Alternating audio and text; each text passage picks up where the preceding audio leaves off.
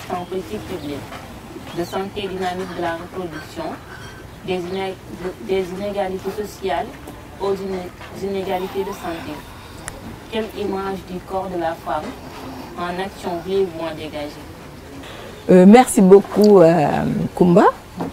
Et je pense que c'est une question intéressante, parler du corps de la femme, parce que je pense que le corps de la femme, dans les représentations sociales et dans les constructions que nous en avons, c'est un corps à disposition, c'est un corps qui est approprié et c'est un corps qui, on peut dire en quelque sorte, n'appartient pas à la femme. Et on a vu là récemment, c'est un corps qui est voilà, chosifié et vraiment qui n'est pas du tout le corps de la femme elle-même, mais ce corps-là qui est disponible pour autrui. Si on voit tout ce qui s'est passé là récemment avec ces filles-là qui étaient abusées, je pense que ça nous replace dans cette façon de voir.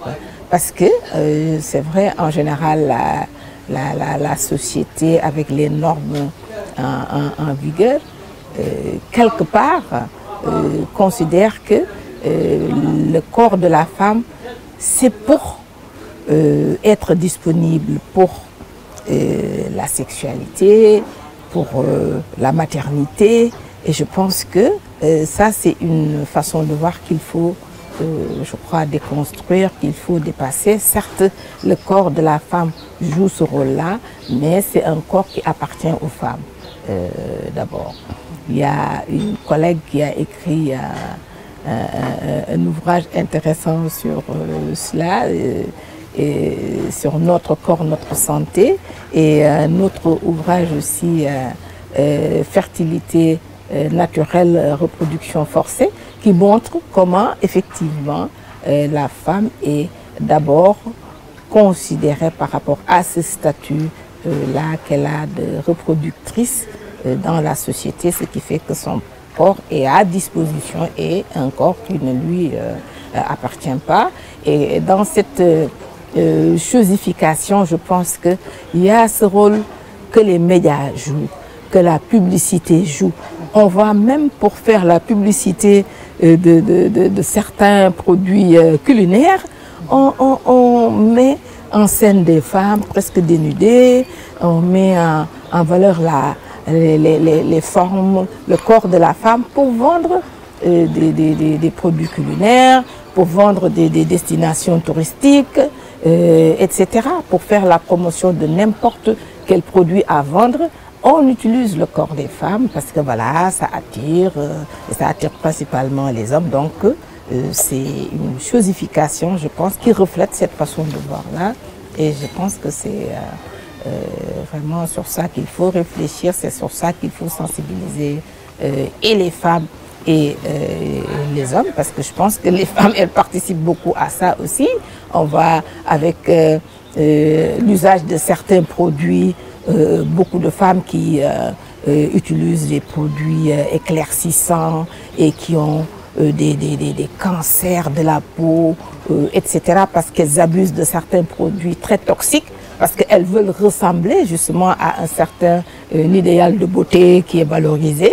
Je pense que tout ça, ça participe à cette façon de voir le corps de la femme. C'est pareil pour les perruques qui viennent d'Inde, les cheveux naturels qu'on coupe des morts ou de je ne sais où pour faire des perruques, etc. Ouais. Et quand on voit, par exemple, récemment les jeunes filles qui font la promotion du nappy, c'est-à-dire rester naturel et apprécier sa beauté naturellement, je pense que c'est une prise de conscience, je pense, de la nouvelle génération des femmes et qui se rendent compte que voilà, il faut se réapproprier son corps, notre corps nous appartient et on doit pouvoir le mettre en valeur et le valoriser, mais quand même en gardant notre bien-être, pas en utilisant des produits nocif pour la santé et juste pour faire plaisir parce que voilà, en général, disons, on apprécie une femme voilà, qui a tel teint ou qui a tel type de cheveux longs, qui arrive ici. Je crois que nous sommes tout aussi belles avec notre teint naturel, avec nos cheveux crépus et nos tresses et vraiment nos boubous traditionnels, etc. Donc je crois que c'est des questions importantes sur lesquelles nous devons réfléchir, je pense, et produire des savoirs et sensibiliser les jeunes. Je crois que c'est des questions très importantes. Merci, chère professeure. D'accord, c'est à moi. Juste un commentaire par rapport à ce que vous me disiez, mais ça, c'est pas. C'est en off, ou bien non, on en parlera après. Non, mais c'est parce que ça, c'est important. Parce que le truc qu'on a dit, avec cette campagne, le coco et tous ces trucs-là, mais parce que ça, c'est important, c'est une question d'identité. On va maintenant, mais regardez, si vous voyez le paysage médiatique, toutes les télés-là qui font la promotion de présentatrices racialisées, hein, avec des perruques. Donc, une autre image, alors que mais nous, on n'est pas comme ça. Voilà. On n'est pas comme ça, mais on fait la promotion des femmes qui ont cette air-là. Donc, finalement, mais ça fait que les jeunes valorisent le khasal et la dépigmentation. On sait que, mais vraiment, c'est nocif déjà. Ça dévalorise. Et des fois aussi, c'est un risque. Ce sont les hommes aussi qui poussent les femmes à faire ça. Mais évidemment. Parce qu'il y a de ces hommes qui marient des femmes voilées et qui leur disent que moi, je veux que ma femme soit belle, soit sexy, qu'elle porte des cheveux naturels, qu'elle porte quelque chose de court. En fait, j'ai une amie qui est comme ça. Elle était voilée, elle était noire de peau comme moi. Mais à la fin, voilà, mais à la fin, son mari lui a dit de faire le khessal. Sinon, il va divorcer. Elle l'a fait. Maintenant, elle porte des cheveux naturels comme ça. Elle fait le khessal maintenant. Donc, en fait, moi, je me dis que tout le temps, il y a un problème tout sur tout ça. Tout ce qui arrive, c'est le manque de conscience de la femme. Et peut-être, comment dirais-je ce mot-là, l'influence de l'homme, en fait. C'est l'influence de l'homme c'est ça qui travaille chez la femme. Parce que la femme se dit que sans un homme, je ne vais pas aller de l'avant. Donc, tout ce qu'il me dira, je vais le faire. Voilà, c'est ce que je voulais ajouter dans ça. Ouais. Cette fois, c'est toi qui fais le commentaire. C'est très bien, ouais, c'est un commentaire pertinent. Sur ce truc-là, j'ai juste un point de culpabilité que je fais encore parce que je suis nappie normalement. Hein, mais je suis une fausse nappie parce que de temps en temps, je fais un brushing comme ça.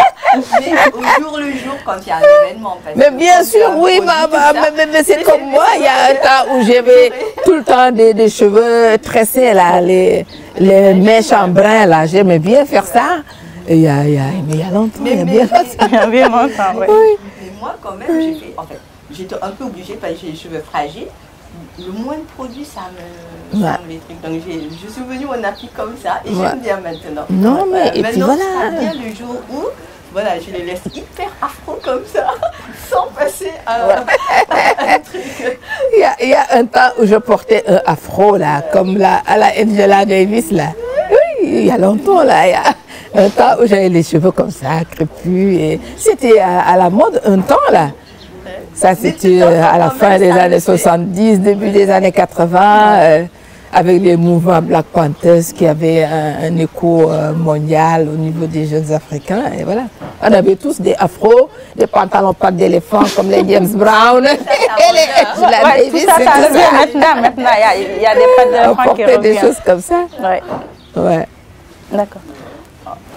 On peut continuer. Hein? D'accord. Cher professeur, on dit qu'en tant que spécialiste en politique publique de santé et dynamique de la reproduction, des inégalités sociales et aux inégalités de santé, que pensez-vous du décret numéro 2021-1469 du 30 novembre 2021 relatif au travail des femmes enceintes du ministère du Travail, du dialogue social et des relations avec les institutions, qui vise à abroger des dispositions visant à restreindre l'accès des femmes à certains types d'emplois et certaines industries. Le présent décret a donc supprimé ces restrictions en permettant aux femmes de faire elles-mêmes le choix de leur travail pour leur garantir l'égalité des chances et le traitement dans le domaine de l'emploi.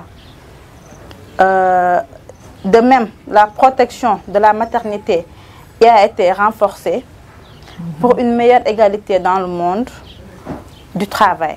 En conséquence, les améliorations ci-après sont apportées par le présent décret.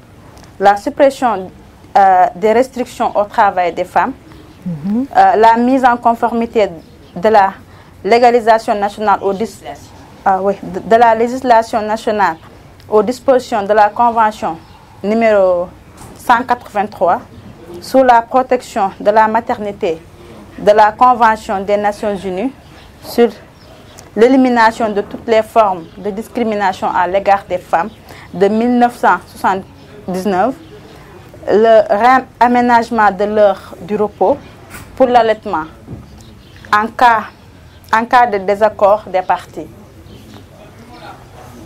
Merci beaucoup, Koumba. Je pense que c'est une question importante par rapport aux femmes dans le milieu de travail.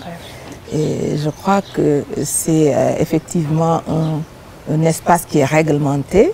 L'État du Sénégal est signataire de beaucoup de conventions, notamment la CEDEF que vous avez citée contre les discriminations à l'égard des femmes, les conventions de l'OIT et vraiment toutes ces lois-là au niveau du Sénégal qui protègent les travailleurs et qui effectivement doivent protéger aussi les femmes dans leur spécificité parce que c'est les femmes qui portent les enfants et donc qui font les maternités. Et là, moi, j'ai une anecdote par rapport à moi-même dans mon espace de travail à l'université parce que moi, ma fille cadette, elle est née quand j'étais à l'université ici à mes débuts en 92 et donc quand elle est née j'étais stagiaire, je commençais donc à peine mon stage d'enseignant chercheur, donc j'étais assistante stagiaire et quand j'ai pris mon congé de maternité, eh ben moi j'ai dû rattraper les cours que j'ai pas pu faire pendant ce moment d'absence là parce que justement j'étais précaire, j'étais dans un emploi voilà où je devais faire des demandes de renouvellement chaque année et ça j'ai toujours dit à mes collègues mais ça c'est vraiment abusé parce que j'ai jamais vu quelque part où on a laissé une femme prendre un congé de maternité et qu'elle devrait rattraper ce temps d'absence-là parce qu'elle était en congé, mais ça c'est un droit. Et puisque j'étais dans une situation précaire, eh ben, j'ai dû accepter de refaire donc cette charge de cours-là parce que j'étais absente pour un congé de maternité.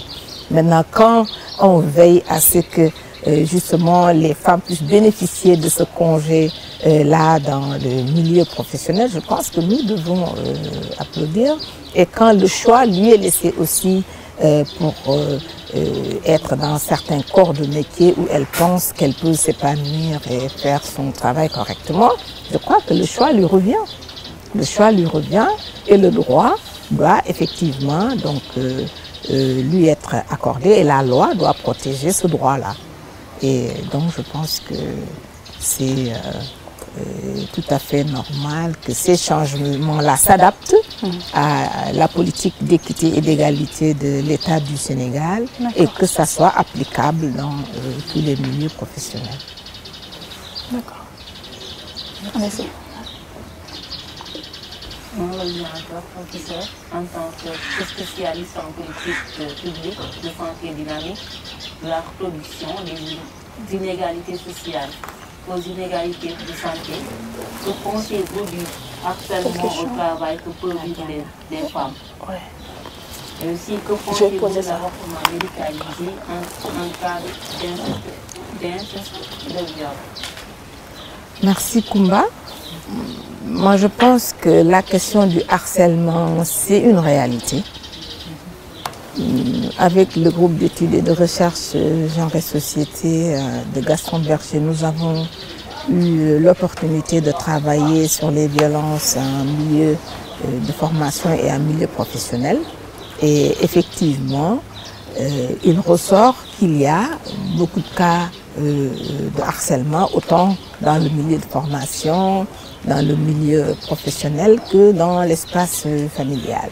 Donc c'est des pratiques qui sont là et je pense que le problème c'est qu'ils sont souvent pas du tout dénoncés. Il y a beaucoup de médiation et beaucoup de cas qu'on étouffe quand il y a des situations de harcèlement, mais de plus en plus aussi on entend parler de ces cas-là, ils sont dénoncés. Récemment on a eu une collègue à l'université de Ziguinchor qui a dénoncé un cas. On a entendu un autre cas ici à l'université Gaston Berger. L'année dernière, on a vu, non, il y a 2 ans, le recteur de l'UQAD, l'ancien recteur de l'UQAD, a fait un procès à 2 enseignants à l'ECA et je crois que ça montre que c'est des situations qui existent et il faut faire face. Faire face comment? Je pense que c'est en mettant en place des politiques, c'est en mettant en place des mécanismes, c'est en mettant en place des lieux d'écoute où on peut, quand il y a des cas comme ça, les dénoncer. Qu'on sache qu'il y a ici une cellule genre qui est une oreille attentive quand un cas comme ça se pose. On peut aller le dire sans être stigmatisé. Je pense que c'est quelque chose d'important dans les universités. C'est quelque chose d'important dans les établissements de formation et dans les milieux de travail, quels qu'ils soient, dans les entreprises et dans les sociétés.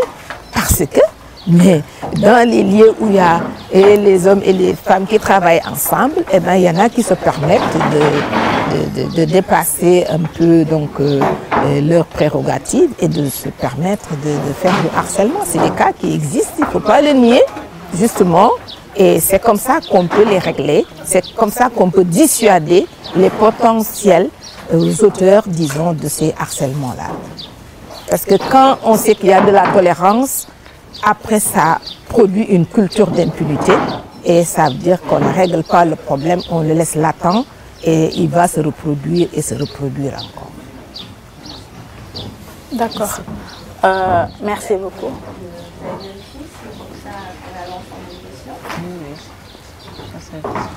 Je pense que vous n'avez pas répondu à la question de l'avortement. Ah oui. En cas d'inceste et de viol. Bon, moi je pense que la question de l'avortement, il ne faut pas qu'on se voile la face. Moi j'ai une doctorante qui a fait sa thèse sur les femmes en milieu carcéral. Et quand on observe la population carcérale au Sénégal et qu'on s'intéresse aux femmes qui sont incarcérées, plus de 90% sont incarcérées parce qu'elles ont commis des infanticides ou parce qu'elles ont eu des problèmes dans le ménage, l'une a versé de l'huile à la coépouse ou au mari polygame, etc. Donc c'est lié à des problèmes qui se passent dans la sphère domestique, dans la famille. Et je pense que ces cas d'infanticide-là, c'est lié souvent à des situations. Ce n'est pas une épouse avec son époux dans une famille normale qui a un enfant, mais qui va faire un infanticide. Non. Souvent, c'est suite à un viol, suite à un inceste ou un mari qui a abandonné la femme et l'ami l'a abusé ou le frère. C'est dans des cas difficiles comme ça qui posent un problème à la femme dans la société qui fait qu'elle est stigmatisée parce que ce n'est pas un cas usuel et normal dans les normes et dans les standards de la société, mais que cette femme commet un infanticide. Et pour l'avortement, c'est pareil. Quand dans un couple établi, un époux, une épouse, mais écoute, il n'y a pas d'avortement sauf s'il y a un problème médical. Donc, ces avortements sont liés à des situations problématiques. Un inceste, je pense que c'est déjà la pratique la plus répréhensible et la plus inacceptable, autant du point de vue religieux que du point de vue moral. un viol pareil. Donc, un enfant issu de cela, mais moi je pense que c'est pas déjà acceptable à la conception. Et donc, je pense qu'un avortement, suite à des cas comme ça, doit être accepté et acceptable dans la société. Et c'est la religion qui, d'abord, je pense, interdit ce type de relation. Un inceste, c'est répréhensible et je pense que si on appliquait d'ailleurs les lois religieuses, l'auteur devrait être, je crois, exécuté. Mais c'est ça. Mais c'est ça. Donc maintenant qu'on puisse dire que celle qui en est victime ne peut pas faire un avortement, ça je crois que c'est une question qu'il faudrait vraiment mettre en débat et vraiment échanger avec toute la rigueur et tous les arguments du point de vue religieux, du point de vue social, du point de vue du droit, pour voir vraiment comment on va progresser sur ces questions-là. C'était un grand plaisir de la rencontrer, professeur Fatou Diop Sall. Oui, professeur Fatou Diop Sall. C'est un grand plaisir de vous rencontrer en tant qu'étudiante en communication digitale, mais aussi en tant qu'amoureuse de la sociologie. Merci beaucoup d'avoir venu à notre invitation. Merci beaucoup, le plaisir est pour moi. Ça me fait plaisir de rencontrer les plus jeunes. Ça me fait discuter sur ces questions importantes et c'est moi qui vous remercie.